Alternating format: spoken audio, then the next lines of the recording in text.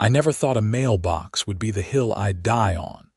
But here we are, standing in front of my freshly painted purple fence that stretches a good 150 feet along the property line, visible from every house in the neighborhood. My name is Xavier Atkins, and I've lived in Sunset Hills, Arizona for exactly 8 months.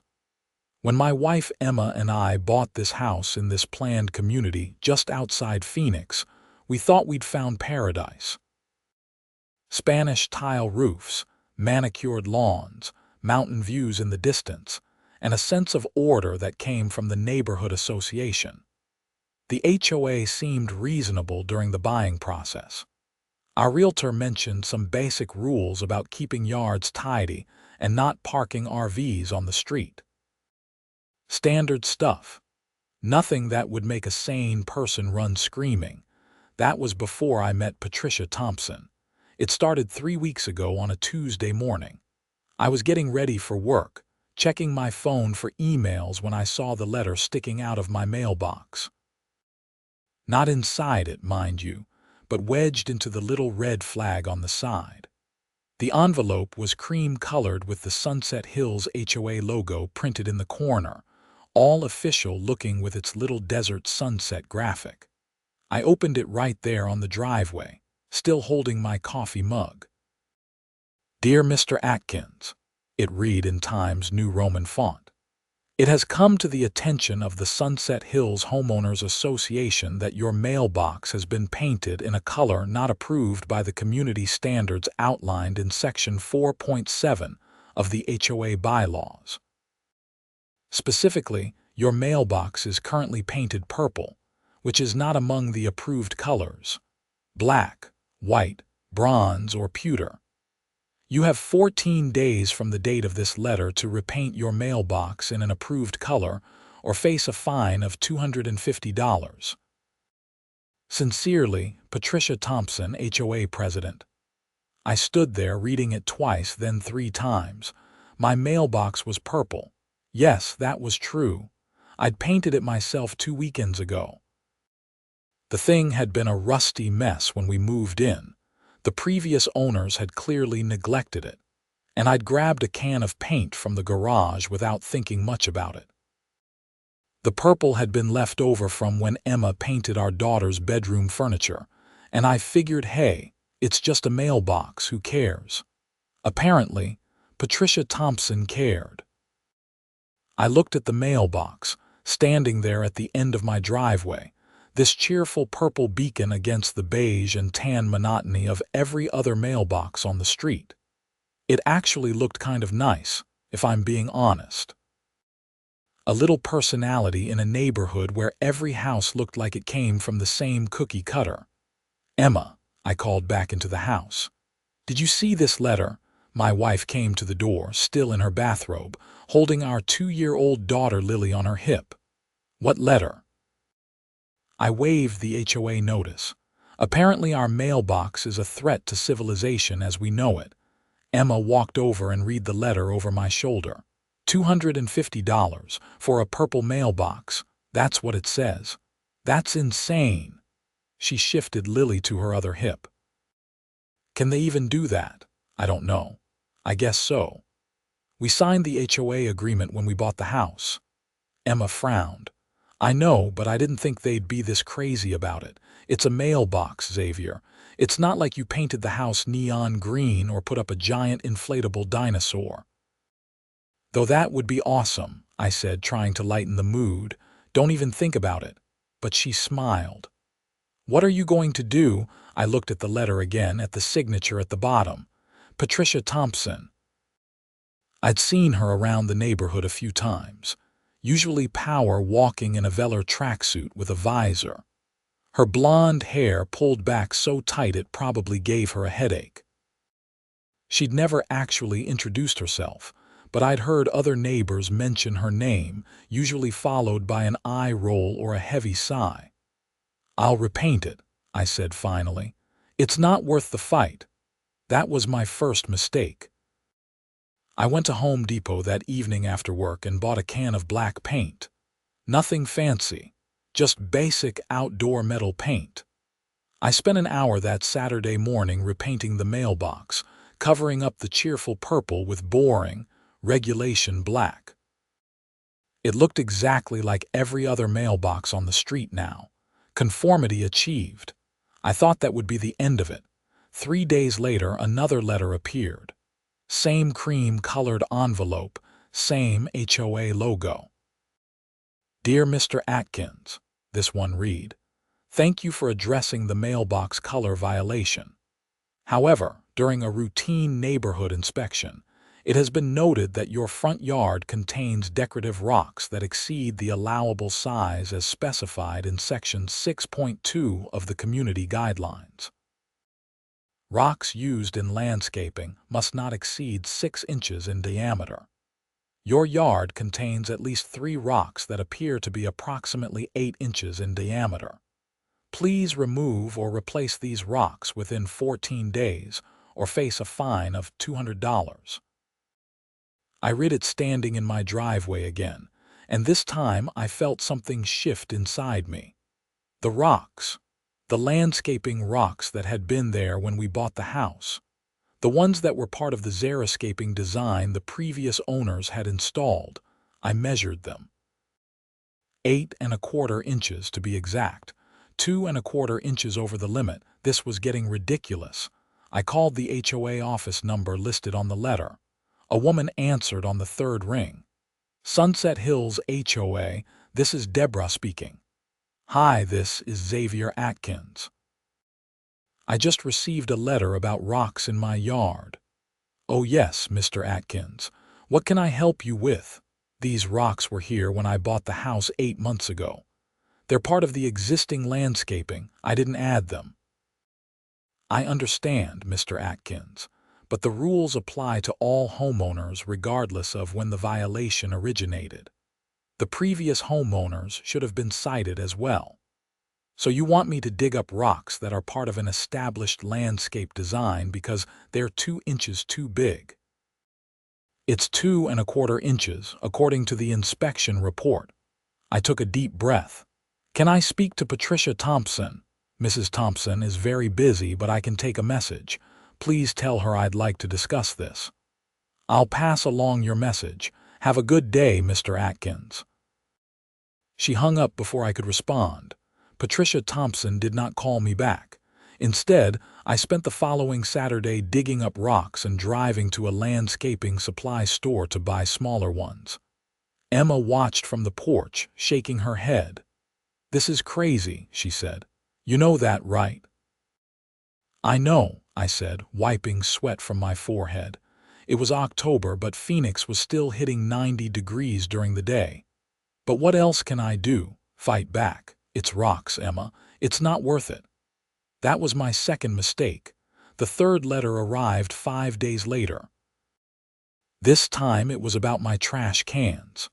Apparently, they were visible from the street on a non-collection day, which violated Section 8.4. Never mind that I'd left them out because I'd been called into work early and forgot to bring them back up the driveway. $200 fine if not corrected immediately. The 4th letter came 3 days after that. My garden hose was visible coiled next to the house.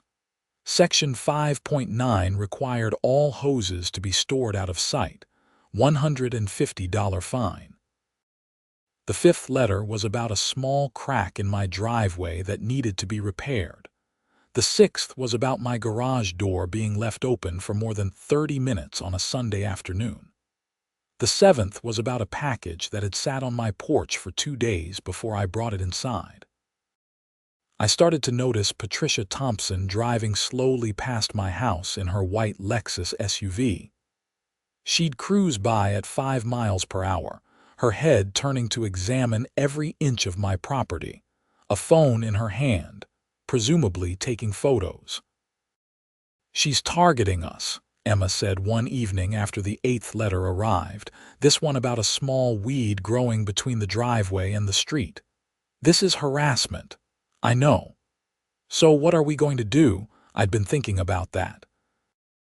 I'd been thinking about it a lot, actually, during my commute to and from work, during lunch breaks, late at night when I couldn't sleep.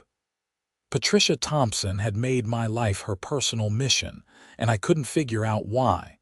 We'd never even spoken to each other. I'd done nothing to offend her. We kept our yard neat, we were quiet neighbors, we followed the rules. Well, except for the purple mailbox. "I need to go to an HOA meeting," I said. The monthly HOA meeting was held on the third Thursday of every month at the community center, a small building near the neighborhood entrance with a meeting room and a sad little gym that nobody used. I'd never attended one before. Emma wanted to come with me, but Lily had been running a fever and we didn't want to get a babysitter. I walked into the meeting room at 7 p.m. to find about 20 people scattered across folding chairs. Patricia Thompson sat at a table at the front of the room, flanked by 2 other board members. She was wearing a cream-colored blazer and had reading glasses perched on her nose, looking every bit the bureaucrat in charge. She glanced up when I entered, and I swear something flickered in her eyes. Recognition, satisfaction, it was hard to say. "Good evening," she said, her voice carrying across the room with practiced authority. "Please sign in and take a seat. We'll be starting in just a moment."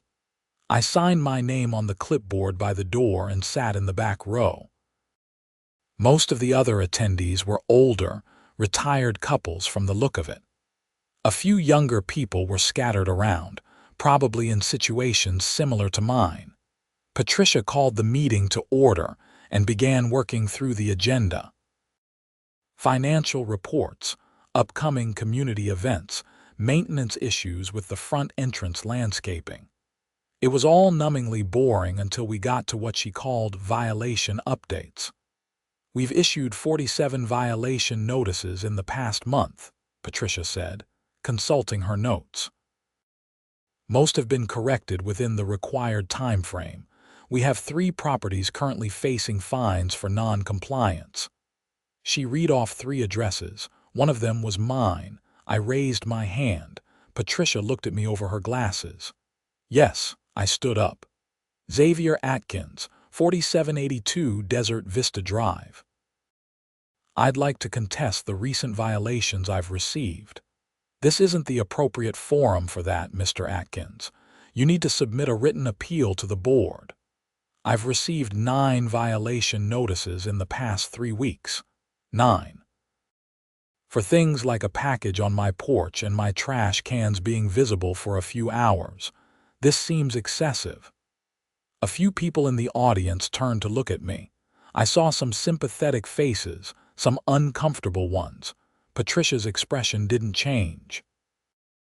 "The rules are clearly outlined in the community bylaws, Mr. Atkins. All homeowners agreed to these rules when they purchased their property." "I understand that, but there's a difference between enforcing rules and harassment. I've seen you driving past my house multiple times, taking pictures. It feels targeted. I conduct regular inspections of all properties in the community, Mr. Atkins. If you feel you're receiving more violations than others, perhaps you should focus on maintaining your property to community standards." Someone in the audience actually gasped at that. "My property looked fine. Better than fine, actually. Emma spent hours on the landscaping and I kept everything neat and tidy." "My property does meet community standards," I said, keeping my voice level. "This is about the mailbox, isn't it? Because I painted it purple 3 weeks ago." Patricia's eyes narrowed slightly.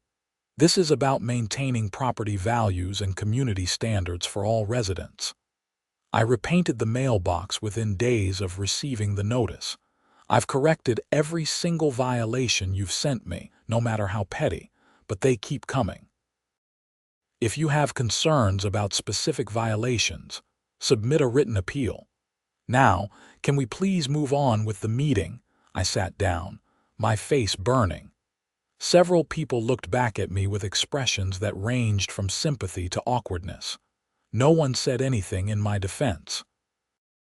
The meeting continued for another 30 minutes, but I barely heard any of it.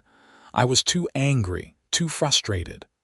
When it finally ended, I was the first one out the door. "Mr. Atkins," a voice called behind me. I turned to see an older man, probably in his 70s, hurrying to catch up with me. He had white hair and wore a cardigan despite the warm evening. "I'm George Miller," he said, extending his hand. "I live over on Sunrise Court." I shook his hand. "Nice to meet you." "Listen, I just wanted to say you're not wrong about Patricia. She's been getting worse over the past year. My wife and I got cited 3 times last month. Once because our front door wreath wasn't centered properly. Can you believe that?" I let out a bitter laugh.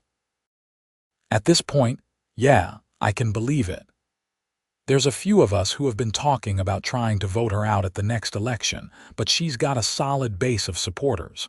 Mostly the older folks who have lived here since the neighborhood was built. They like the order she maintains. He made air quotes around the word order. When's the next election? Not until March. Still 5 months away. 5 more months of Patricia Thompson's petty tyranny. I didn't know if I could take it. "If you want to get together, talk strategy, let me know," George said. "I think if we can get enough people on board, we might have a shot at removing her." "Thanks," I said. "I appreciate it." I drove home and told Emma everything. She was furious. "She basically admitted it was about the mailbox," Emma said, "in front of everyone." Not in so many words, but yeah, that's what it felt like. "So what now?" I didn't have an answer. The 10th violation notice came the next morning. My house numbers, which were mounted next to the front door, were apparently 1 inch too small.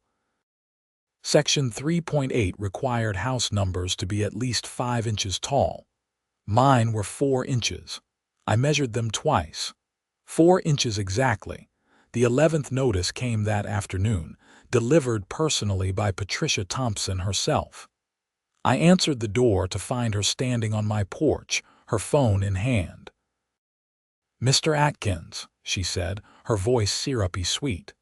"I wanted to personally deliver this notice about your porch light. It appears to be a non-approved style." I looked at the porch light. It was the same one that had been there when we moved in. A simple lantern-style fixture that matched every other house on the street. "That's the original fixture," I said. "Nevertheless, it doesn't meet the current standards. They were updated 6 months ago. All fixtures need to be replaced by the end of the year." She handed me the notice and walked back to her Lexus, parked in my driveway.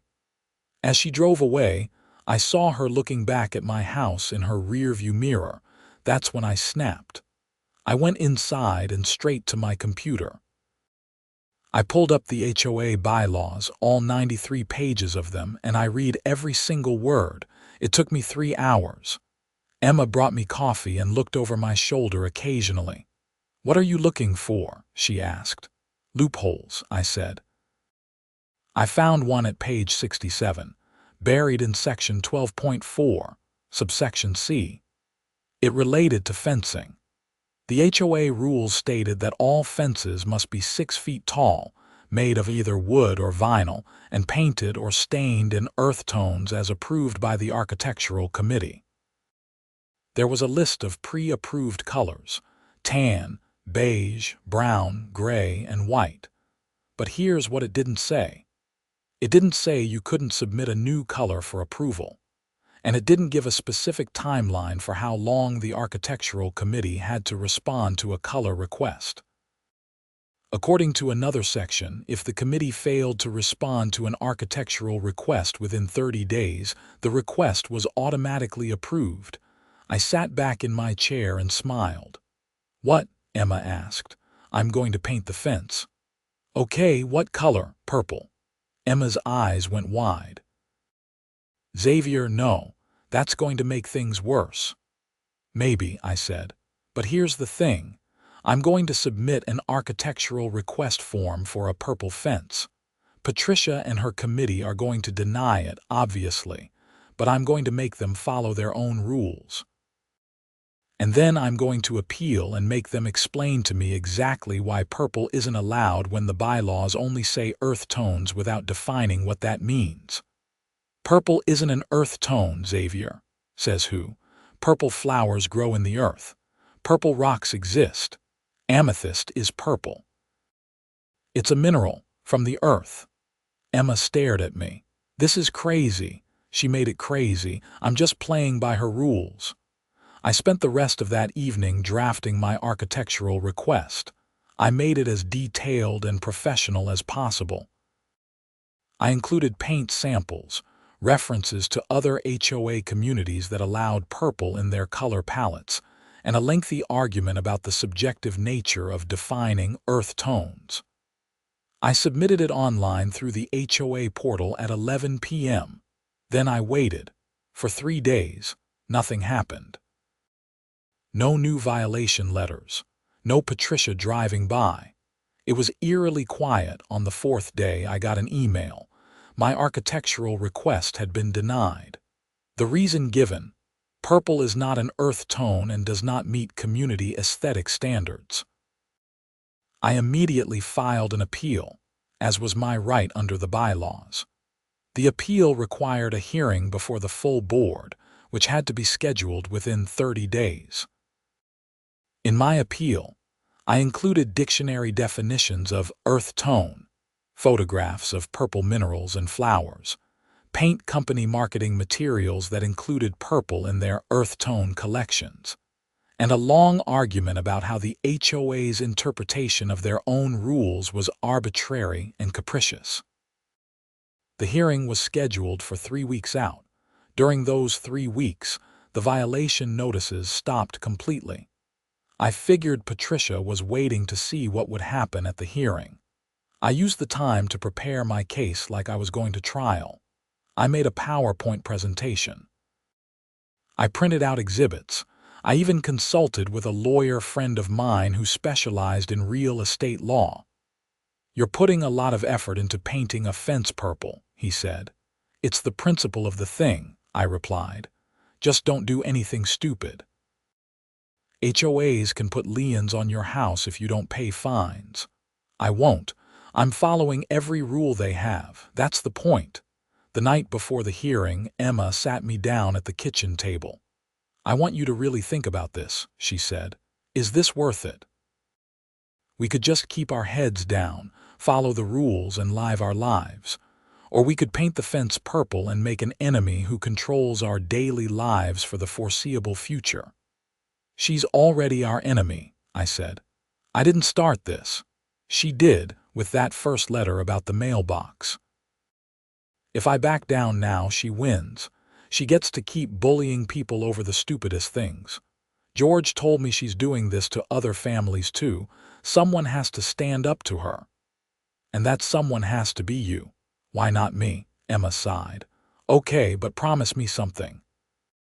If this goes badly, if she finds a way to really hurt us financially or legally, you'll drop it. We have Lily to think about." "I promise." The hearing was held at the community center at 7 p.m. on a Tuesday.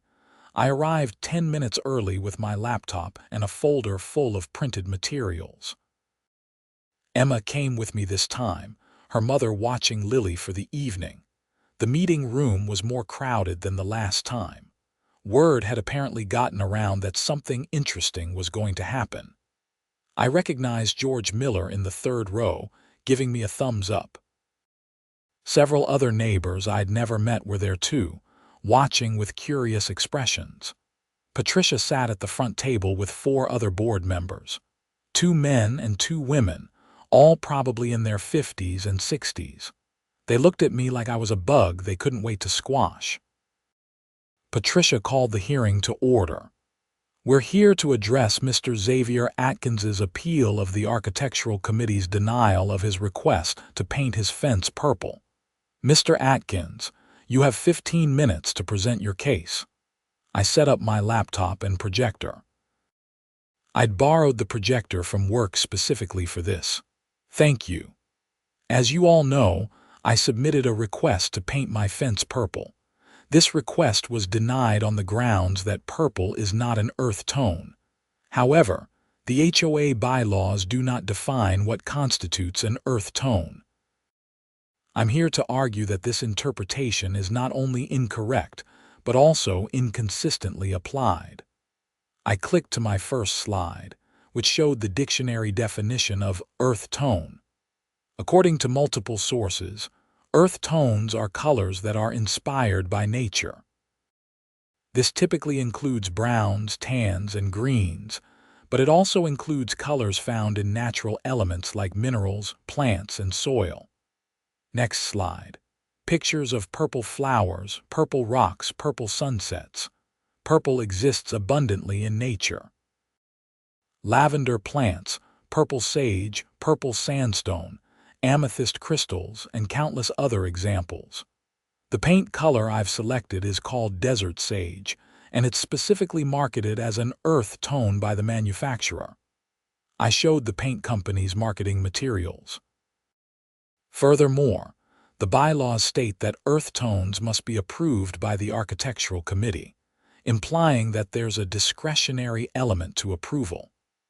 However, I found no documentation of what criteria the committee uses to determine approval or denial. This appears to be entirely subjective, which creates an opportunity for arbitrary and potentially discriminatory enforcement. Patricia's face was getting red. Additionally, I've surveyed the neighborhood and found at least 7 houses that have fencing or exterior features in colors that could reasonably be considered non-traditional earth tones. I showed photos I'd taken over the past week. One house had a distinctly blue-gray fence. Another had shutters in a sage green that leaned heavily green. A third had a gate painted in what could only be described as mauve.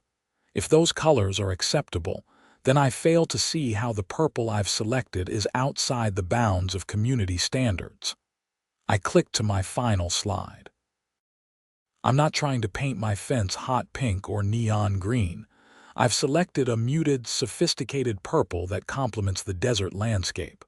All I'm asking is for the board to apply its own rules consistently and fairly. Thank you. I sat down. Emma squeezed my hand. Patricia adjusted her glasses. Thank you, Mr. Atkins. The board will now discuss your appeal. They huddled together at the front table, whispering. This went on for about 5 minutes while everyone in the audience waited. I saw people checking their phones, shifting in their seats. Finally, Patricia turned back to the microphone.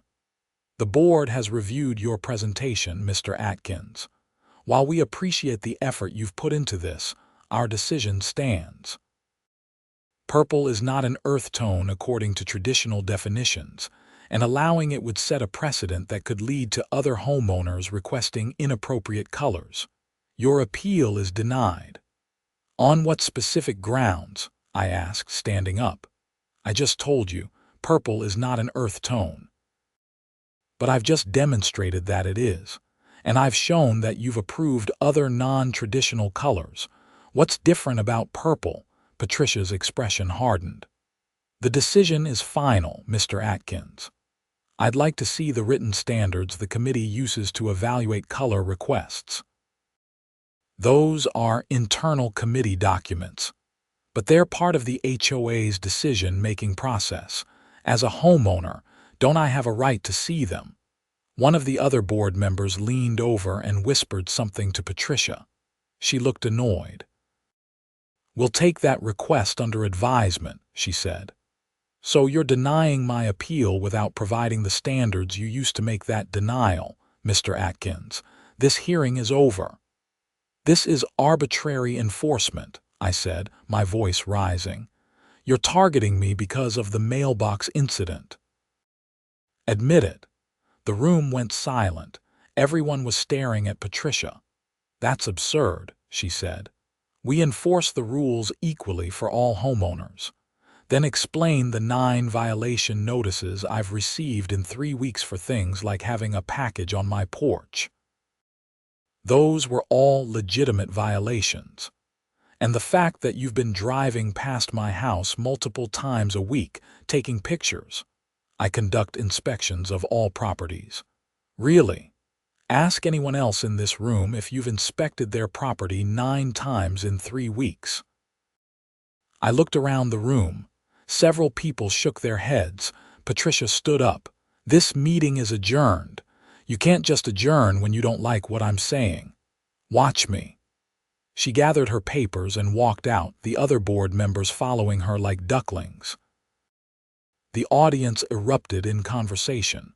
Several people came up to me, shaking my hand, telling me they thought Patricia was out of line. George Miller clapped me on the shoulder. "That was something," he said. "But you know she's going to come after you harder now, right?"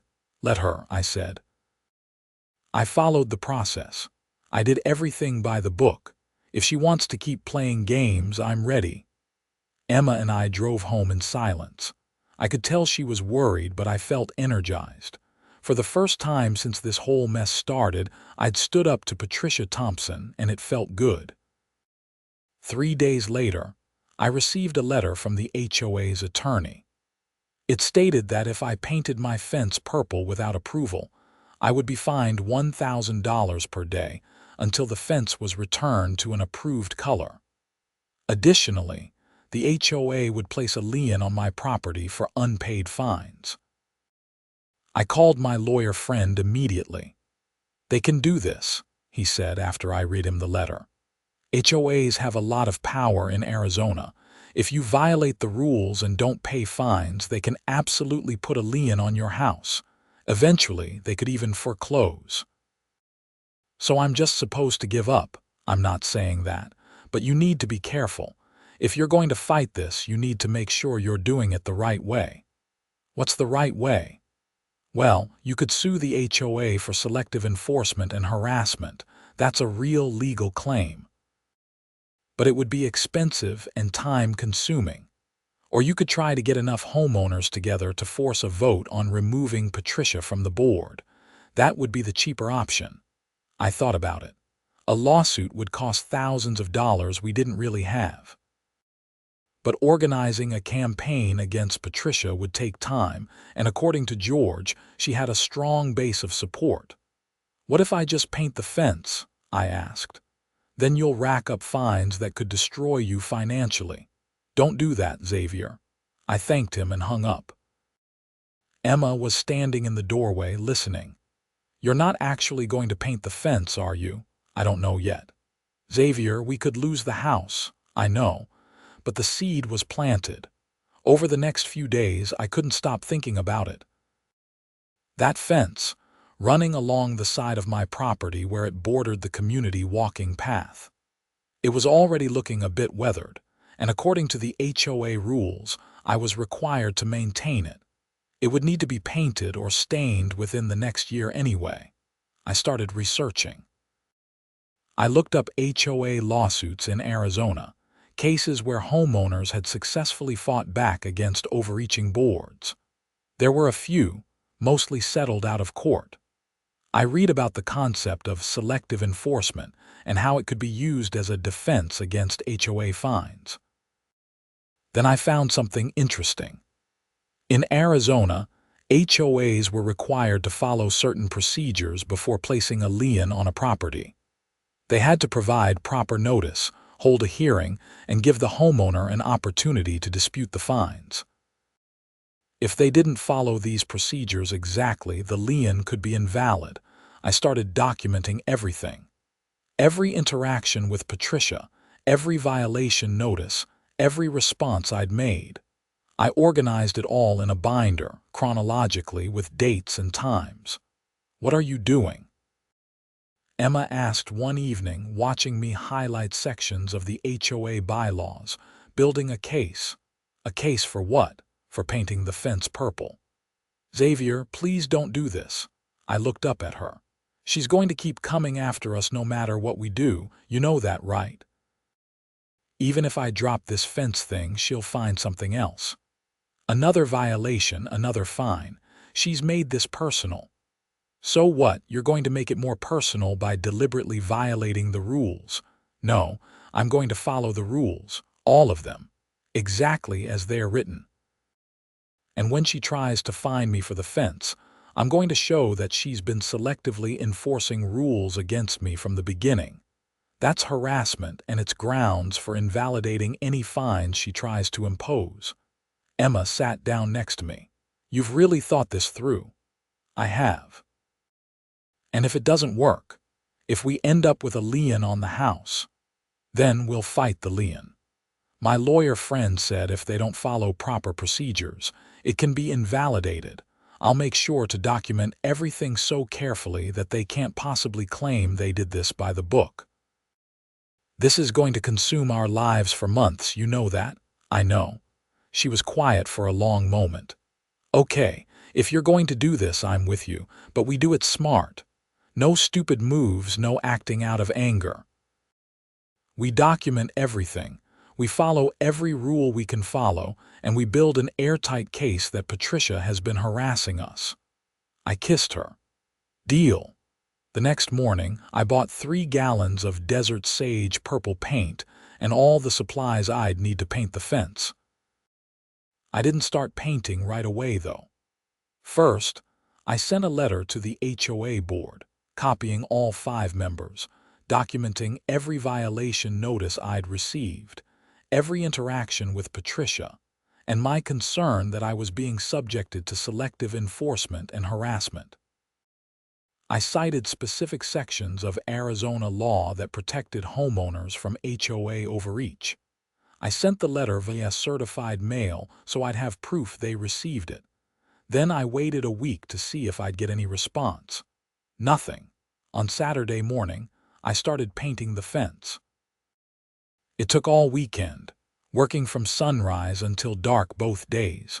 The purple was actually beautiful, a soft sage purple that really did complement the desert landscape. Several neighbors came by to watch, some supportive, some clearly alarmed. Patricia's going to lose her mind, one neighbor said. That's kind of the point, I replied. By Sunday evening, the entire 150 feet of fence was purple. It was visible from the street, from the walking path, from at least a dozen houses in the neighborhood. You couldn't miss it. Emma stood with me in the front yard, looking at the finished product. It's actually really pretty, she said. It is. Patricia's going to kill you, probably. Monday morning came and went with no response. I went to work, checked my email constantly, looked out the front window when I got home. Nothing. Tuesday, still nothing. On Wednesday, I came home to find not 1 but 3 letters in my mailbox, all from the HOA. All violation notices. The first was for the fence. $1,000 per day fine, starting immediately. The second was for unauthorized exterior alterations, an additional $500 fine. The third was notice of a hearing before the board to discuss repeated and willful violations of community standards. The hearing was scheduled for the following week. I took pictures of all 3 letters and added them to my documentation binder. Thursday, Patricia Thompson showed up at my door. "Mr. Atkins," she said when I answered. "I wanted to personally inform you that if you don't repaint that fence within 72 hours, the HOA will begin legal proceedings to place a lien on your property." "Good to see you too, Patricia," I said. "Quick question, though. Did you receive my certified letter documenting the harassment I've been subjected to?" Her expression flickered. "I don't know what you're talking about. Really? Because I have proof of delivery that it was signed for by Deborah at the HOA office last Monday. I haven't seen any letter." "That's interesting, because it outlined a pretty clear pattern of selective enforcement and targeted harassment, the kind of thing that could be a real problem for the HOA if it ended up in court." Patricia's face was turning red. "You're in violation of clearly stated rules, Mr. Atkins. This has nothing to do with harassment." Then explain the 9 violation notices in 3 weeks before I painted the fence. Explain driving past my house multiple times to take pictures. Explain denying my architectural request without providing the standards you used to make that decision. I don't have to explain anything to you. Actually, under Arizona law, you kind of do. HOAs have to act in good faith and can't selectively enforce rules. I've got documentation of you doing exactly that. Paint the fence back to an approved color in 72 hours, or face the consequences. She turned and walked back to her Lexus. I closed the door and leaned against it. My heart was pounding. Emma came down the stairs. I heard all that, she said. Are you okay? Yeah, actually, I feel great. She's rattled. Did you hear how defensive she got? I also heard her threaten to put a lien on our house. She has to follow procedures to do that, and I'm betting she's going to mess up because she's angry and not thinking clearly. The hearing the following week was packed. It seemed like half the neighborhood showed up. George Miller was there, along with at least a dozen other homeowners I'd never met. I'd spent the week preparing another presentation, this one documenting the timeline of harassment. Patricia called the meeting to order. She looked composed, but I could see tension in her jaw. We're here to address Mr. Atkins's repeated violations of community standards, she began.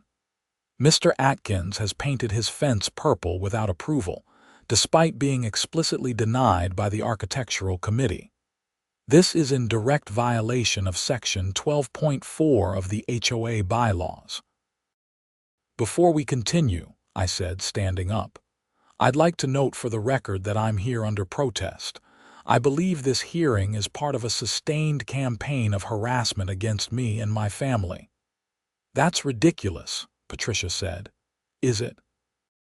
Because I've documented 32 violations that I've been cited for in the past 2 months. 32. Meanwhile, I've surveyed the neighborhood and found at least 15 properties with similar or worse violations that haven't been cited at all. I pulled out my binder and started showing photographs. This house has trash cans visible from the street 5 days a week. This one has a driveway crack, 3 times the size of the one I was cited for. This one has a garden hose visible year-round. This one's house numbers are only 3 inches tall. I went through all 15 examples. The room was dead silent. Now, either you're failing to enforce the rules equally across the community, which is selective enforcement, or you're specifically targeting me, which is harassment. Which is it, Patricia? Her face was purple, ironically the same shade as my fence. Those properties will all be inspected and cited if violations are found, she said tightly. When? Because some of these violations have existed for years, according to neighbors I've talked to. Yet I've been cited 32 times in 2 months. One of the other board members leaned over to whisper to Patricia. She shook her head, then seemed to reconsider. Mr. Atkins, the issue at hand is your fence. Do you intend to repaint it to an approved color? No.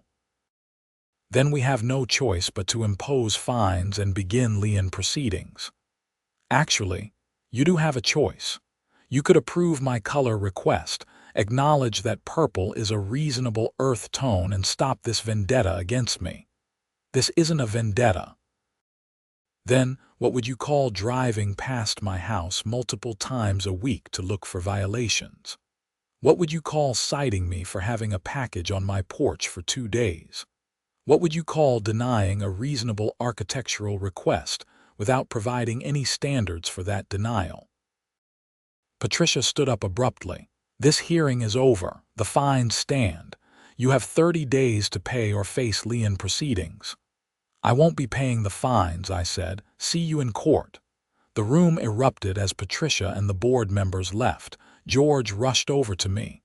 That was incredible, he said. Half the people here are ready to sign a petition to remove her right now. Then let's do it, I said. How many signatures do we need? 20% of homeowners to force a recall vote. How many houses is that? About 60 signatures out of 300 homes. Let's get them. Over the next 3 weeks, George and I went door to door collecting signatures. It was eye-opening. Nearly everyone we talked to had a story about Patricia. Unreasonable citations, ignored requests for maintenance, rude interactions. A lot of people were afraid to sign, though, worried about retaliation. "She'll just come after us like she did you," one woman said.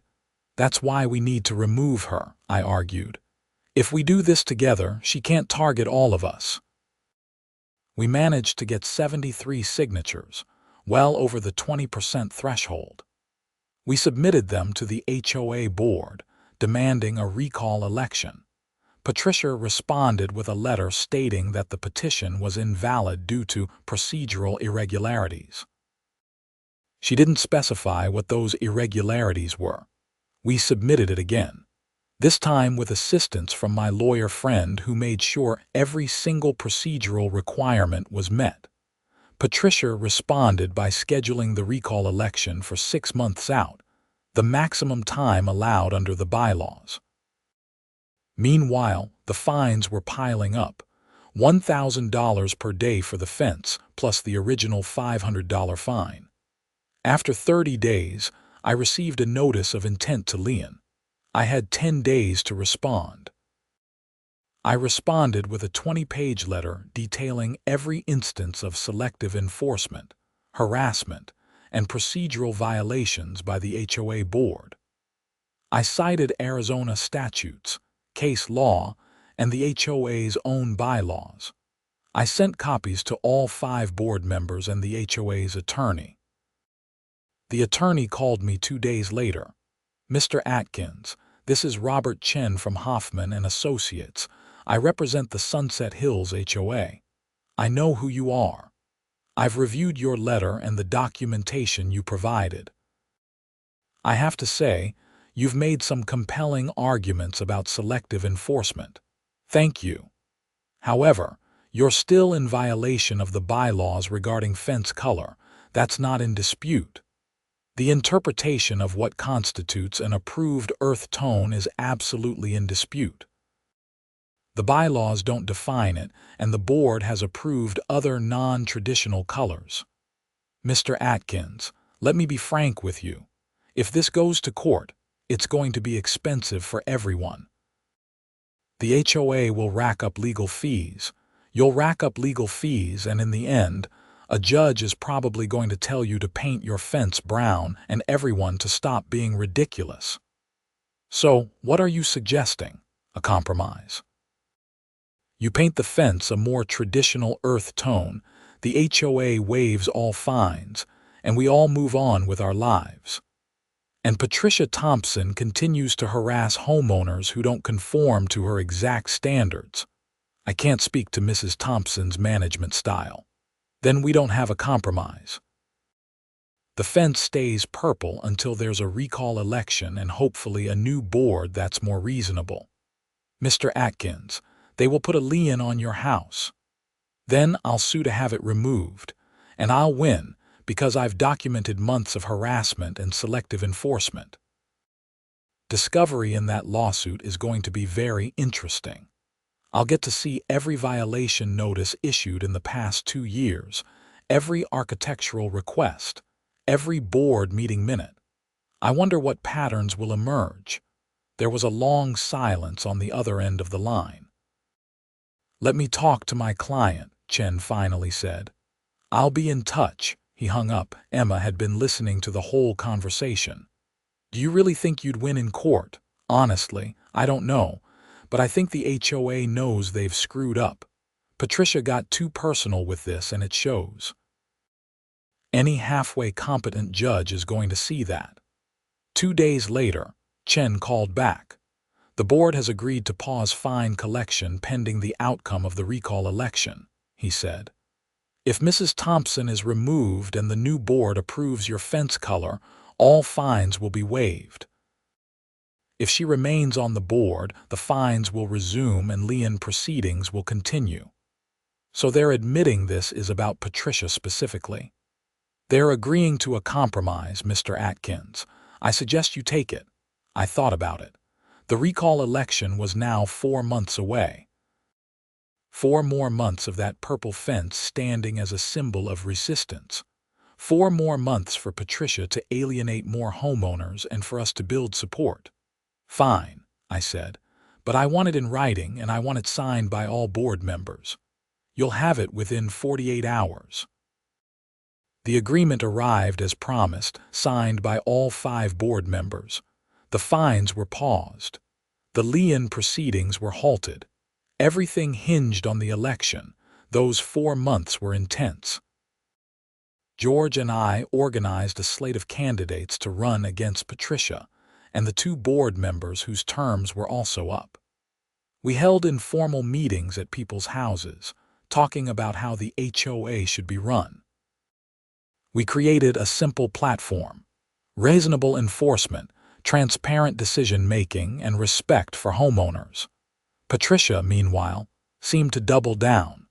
She increased violation notices across the neighborhood, apparently trying to demonstrate that she was enforcing rules equally. But this backfired spectacularly. Instead of proving her point, she just made more people angry. The petition for recall grew to over 100 signatures. The night before the election, I could barely sleep. Emma and I lay in bed, talking quietly. "What if she wins?"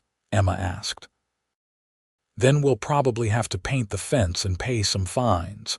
But at least we fought back. It'll have been worth it."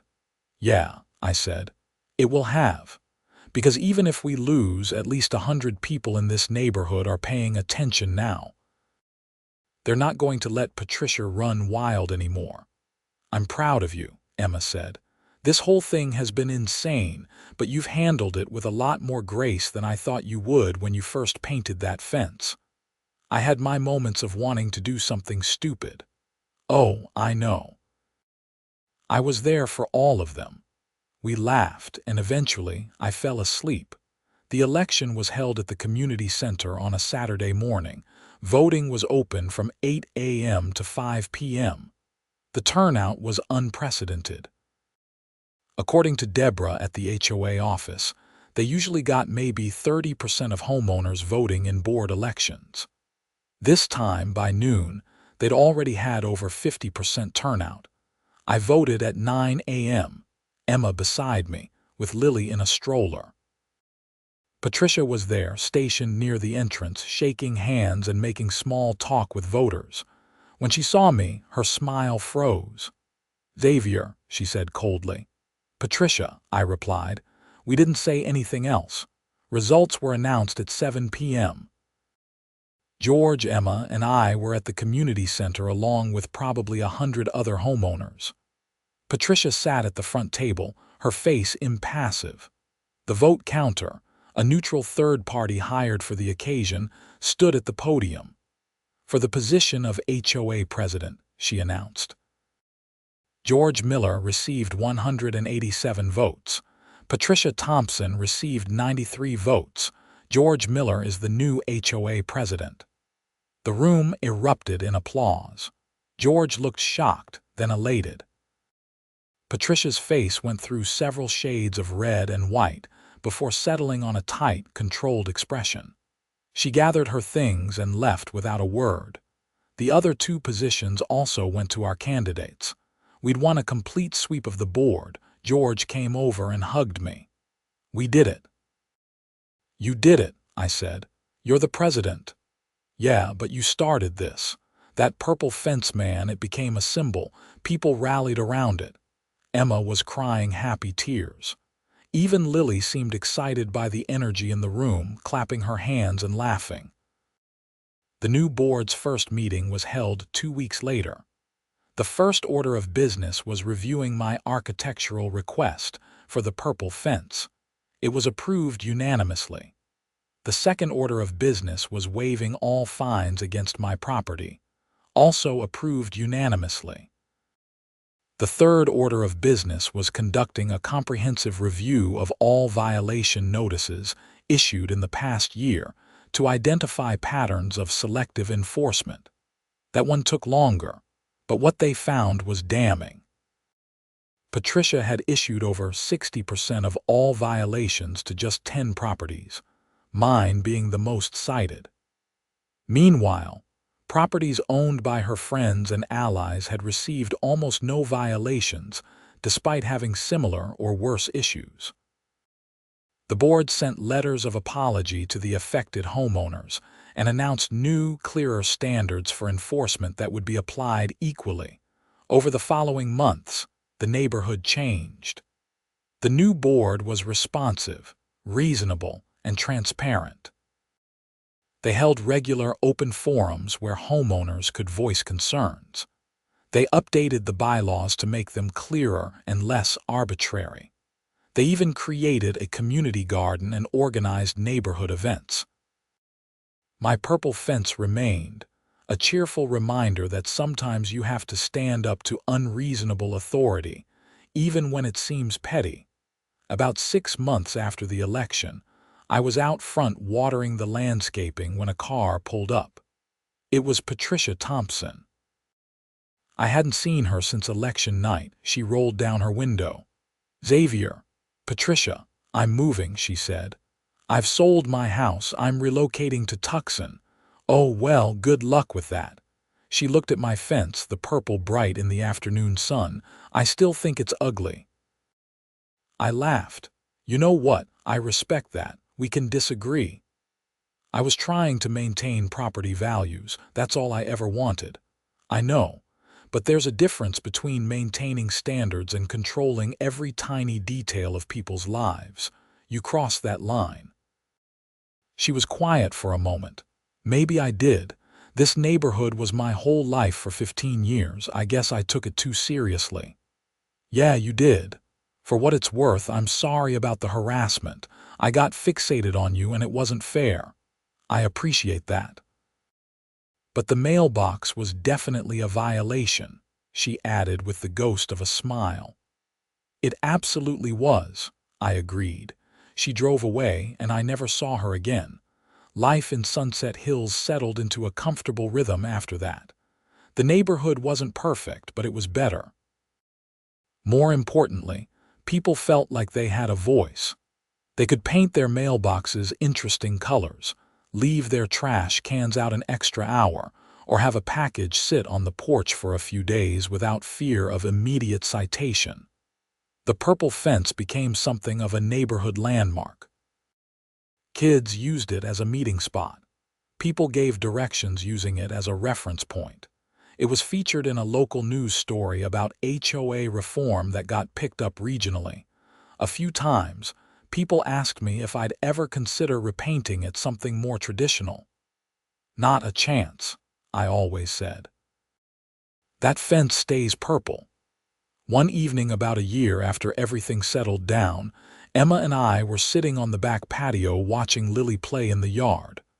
The sun was setting, painting the sky in shades of orange and pink and, yes, purple.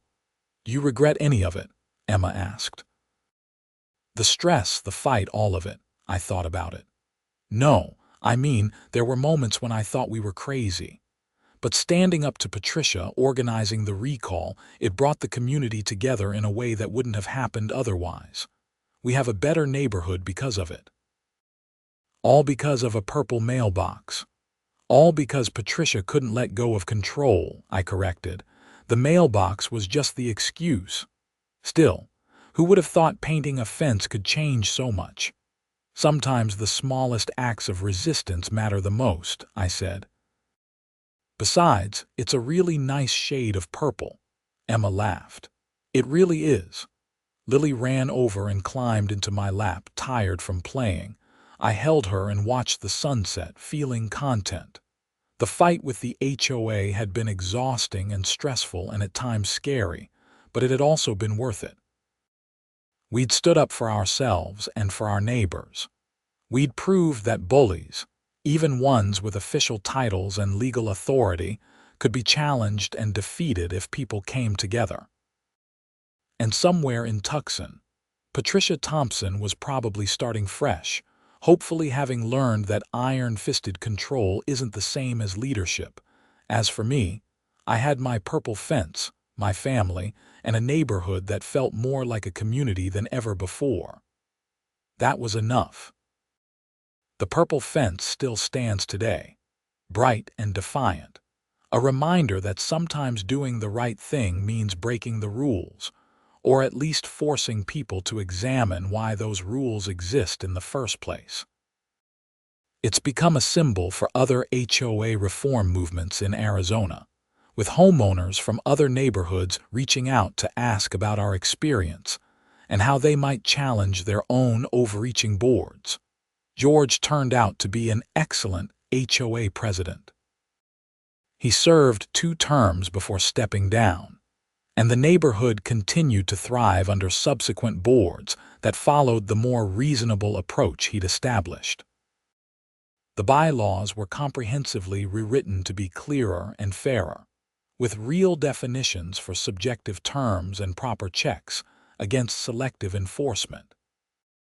My family stayed in Sunset Hills, watching Lily grow up in a neighborhood that had learned an important lesson about balance between order and freedom, between community standards and individual expression.